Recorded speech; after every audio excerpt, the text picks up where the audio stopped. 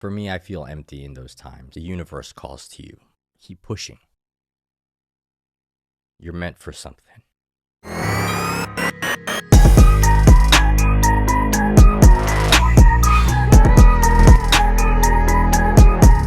Today, we're going to be talking about generational curses. If you're not familiar with what that means, think about all of the toxic events in your life.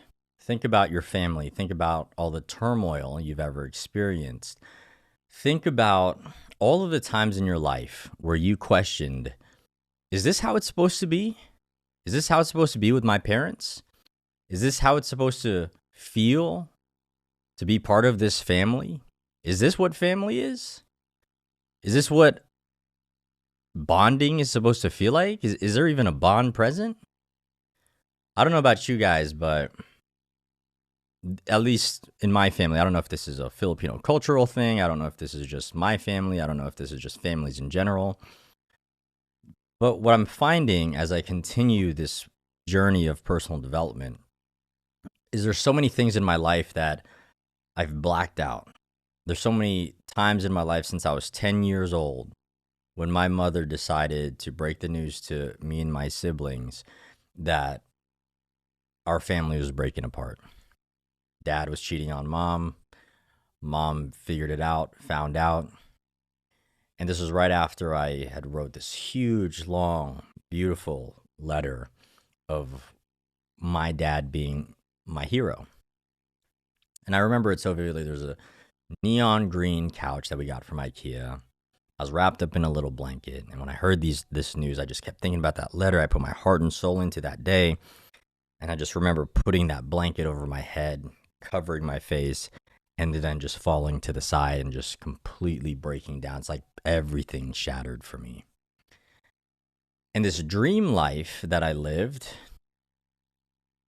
coming from the Philippines to the United States, it was a dream.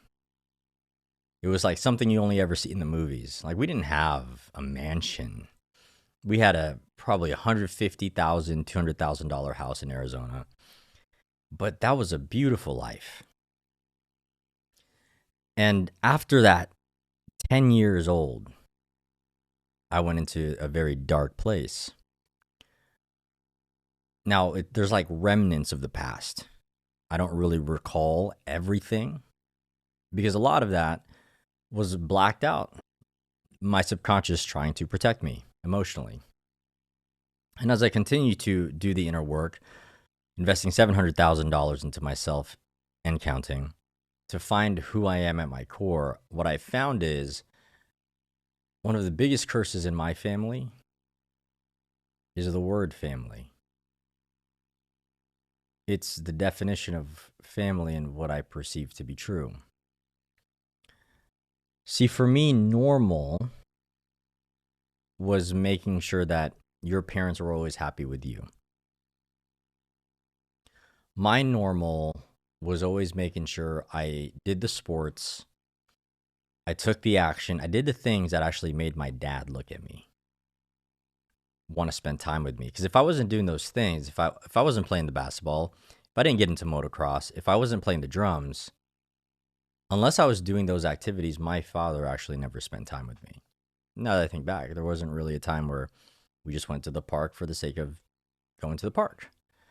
I don't remember a time where he's ever just taken me out for ice cream just for the sake of having ice cream.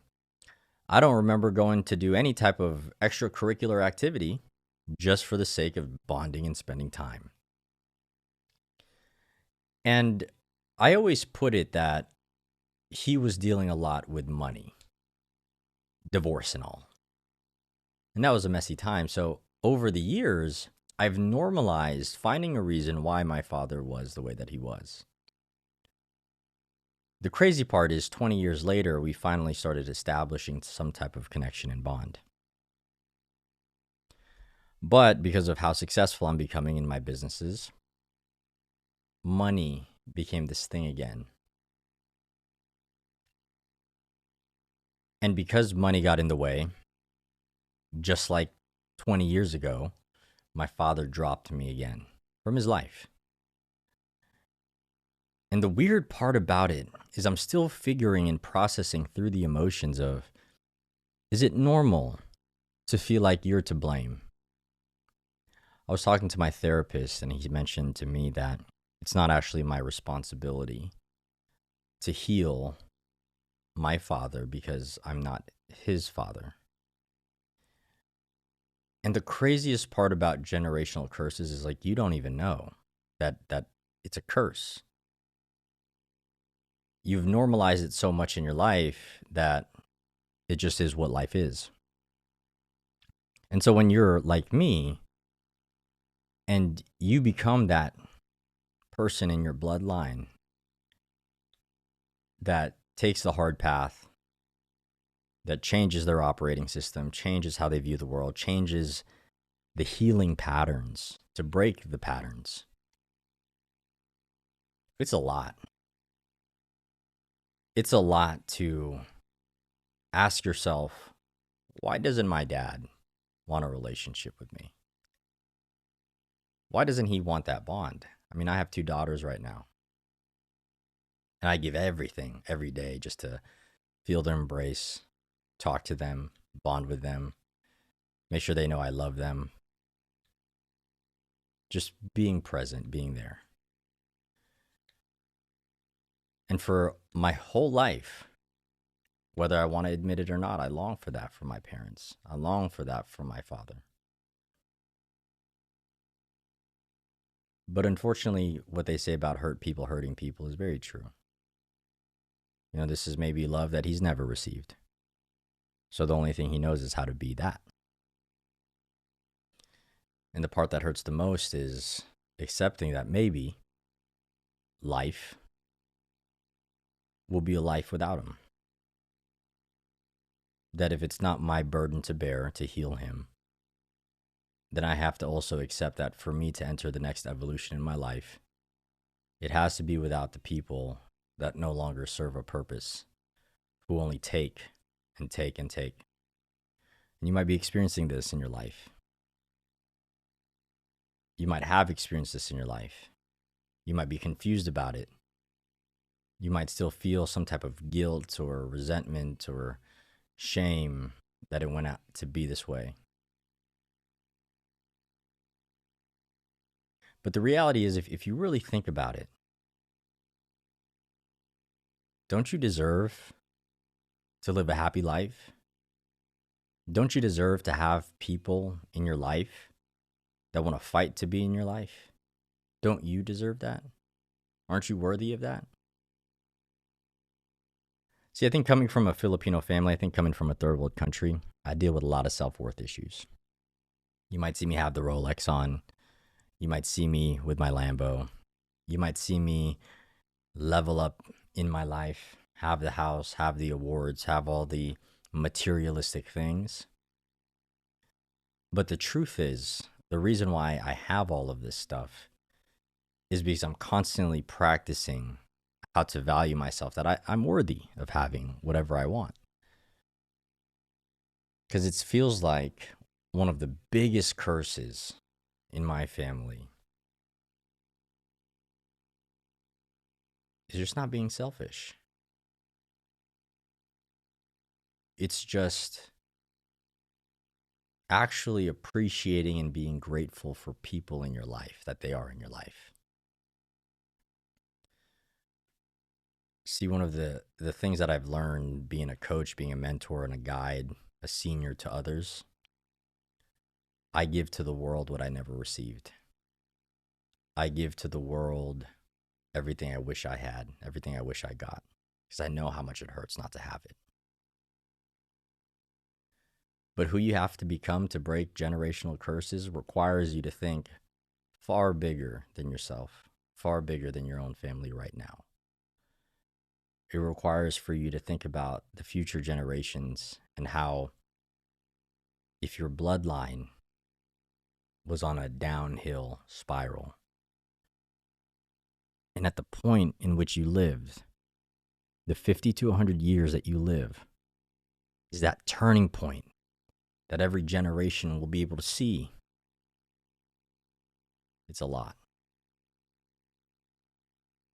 It's a lot because you have to hold yourself to such a high standard that nobody would understand. It's a lot because you won't even understand what's required of you until you get there. And there's a part of you that just wants to break down and just stop. There's going to be a huge part of you that's just like, man, I think I did my part. I think that was good enough for what I've been able to do so far.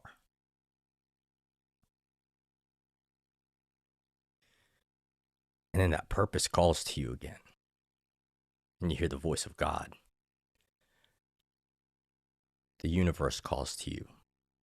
You got to keep pushing. You're meant for something. You're supposed to be great. And to achieve that greatness,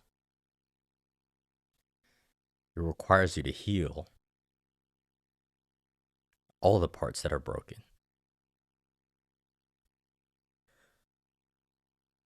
To gain the wisdom that can heal so many other people. And most people will never understand this. Most people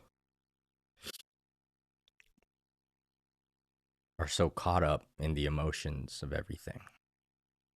They don't realize they have a much bigger purpose. And if you've ever experienced this in your family, you've experienced a lot of hurt and a lot of pain, but you allow yourself to see what the lessons are that God is trying to teach you, you'll realize there's something more you're supposed to do. It's bigger than us. Our bloodlines will remember what we've done. Every day we have to live a life of purpose. It's what I choose to define this journey.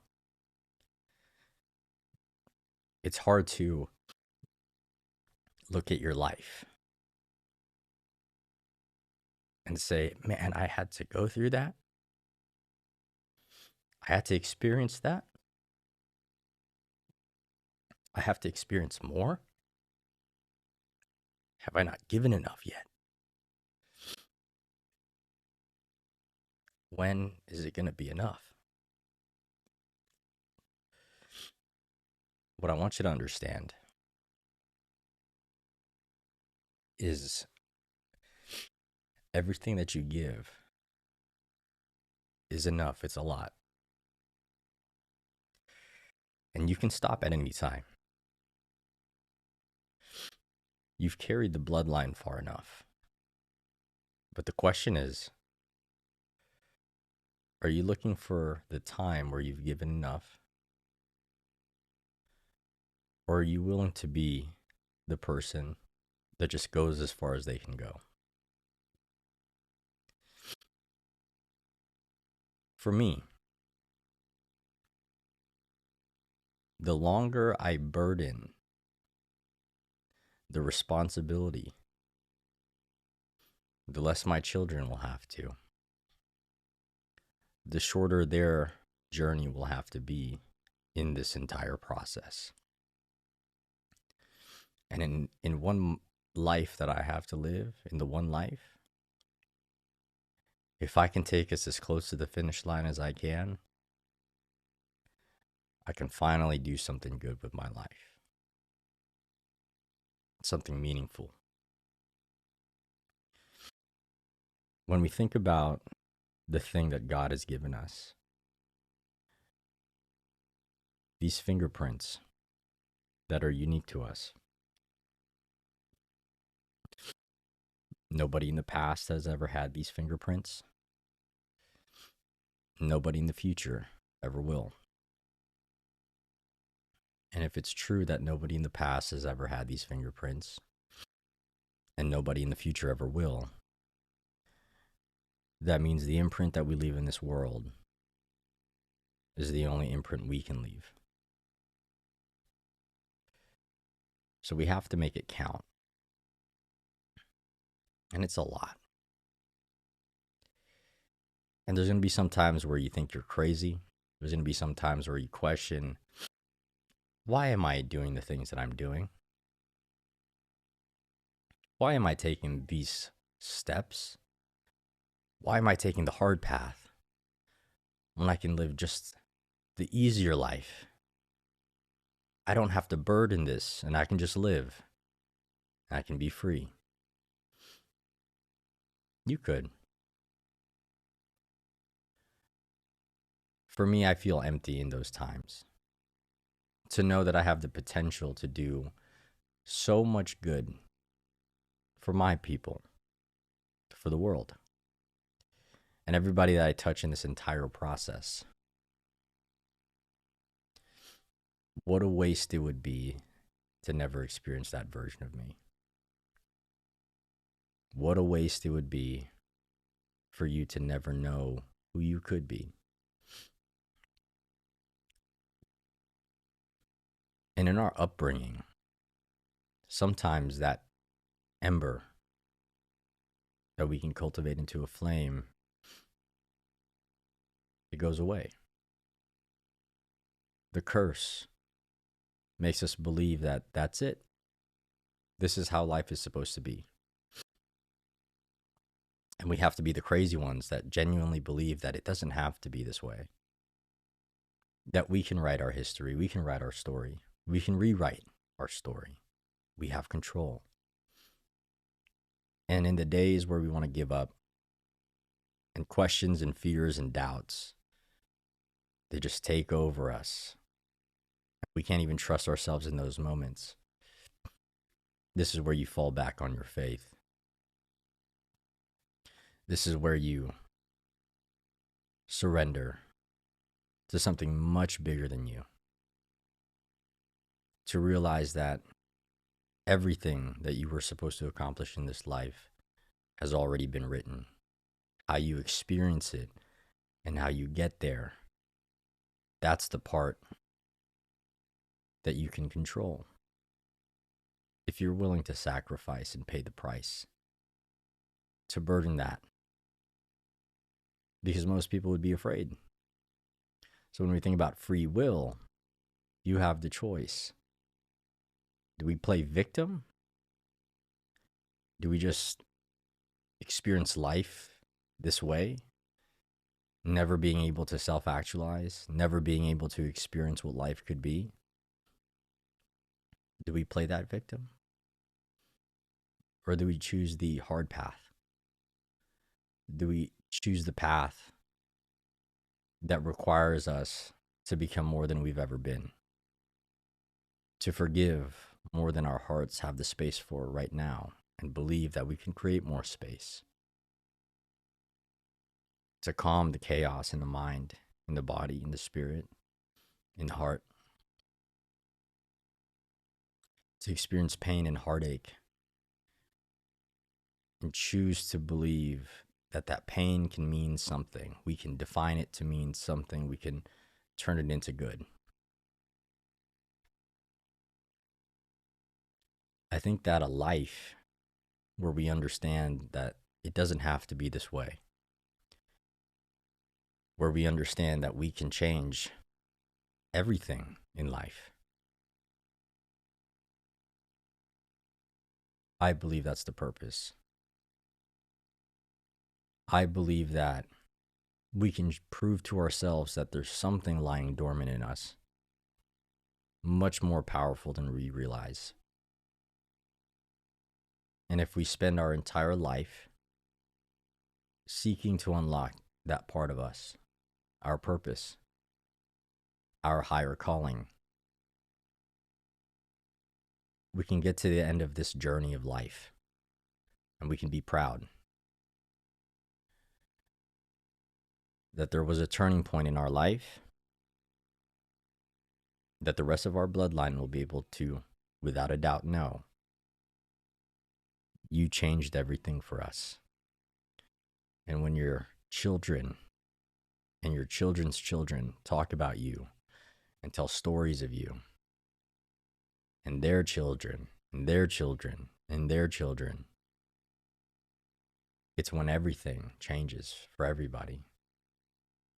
And then you teach them the habits, you teach them the ways of communication, you teach them how to connect with themselves, with each other, to carry on the legacy. if it's true that strong men create easy times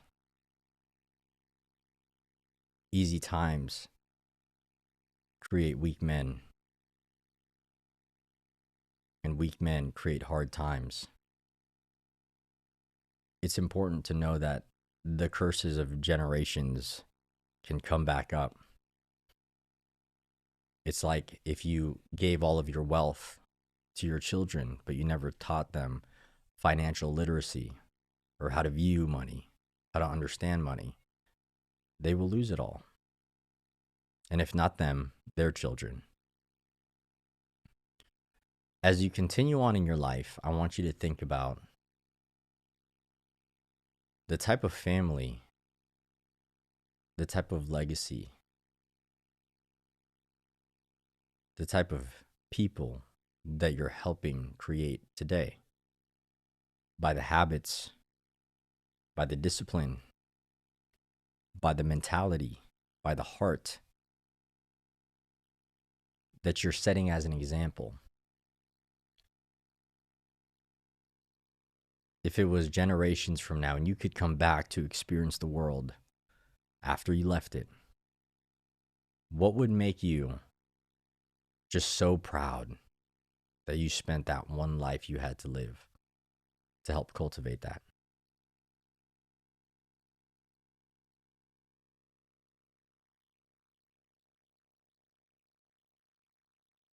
Breaking generational curses requires a specific type of person. It's not for most. Most people don't even realize there is a generational curse. Most people don't even realize that what they experienced in their life was not normal.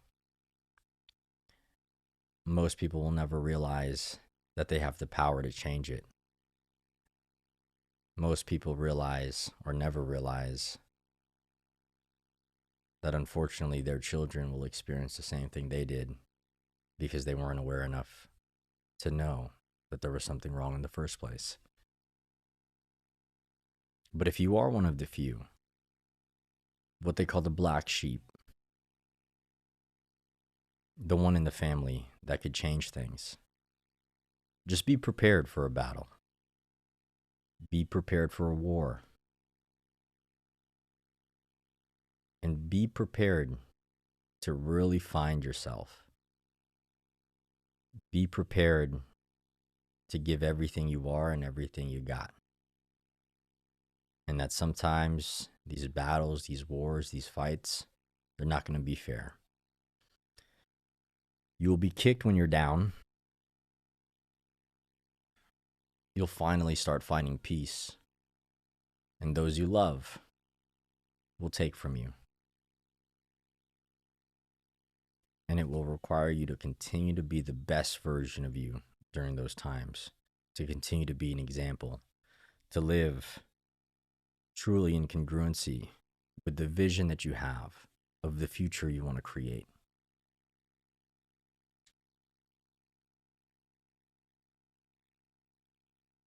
And the hardest part, I think, for most people will be as you break generational curses, you have to realize the rest of that family that you have, everything to them also seems normal.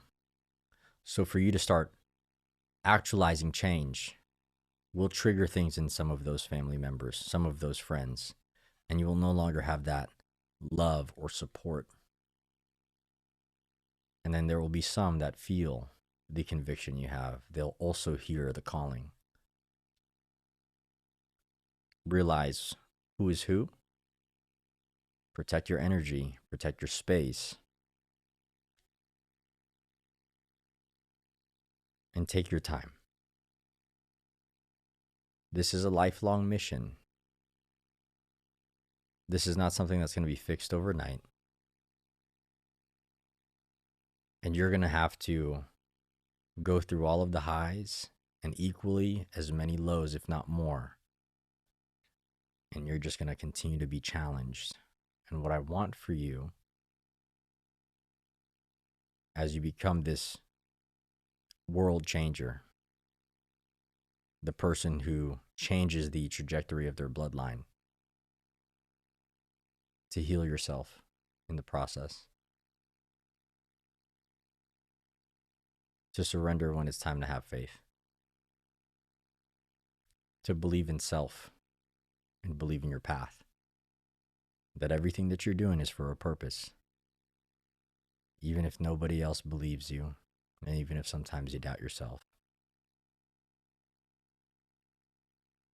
Document your journey. Show your heart to the world. And just be prepared. But that also means you can be prepared to be proud daily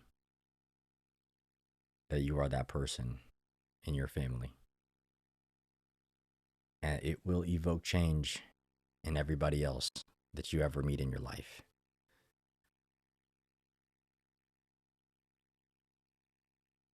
And you got to keep on keeping on. Find the others that are just like you in this world. Connect. So that way you know you're not on this path by yourself. Remember that you attract what you are. The more you practice this, the more you will find more people that want to be that for their families too. Stay focused. Dig deep.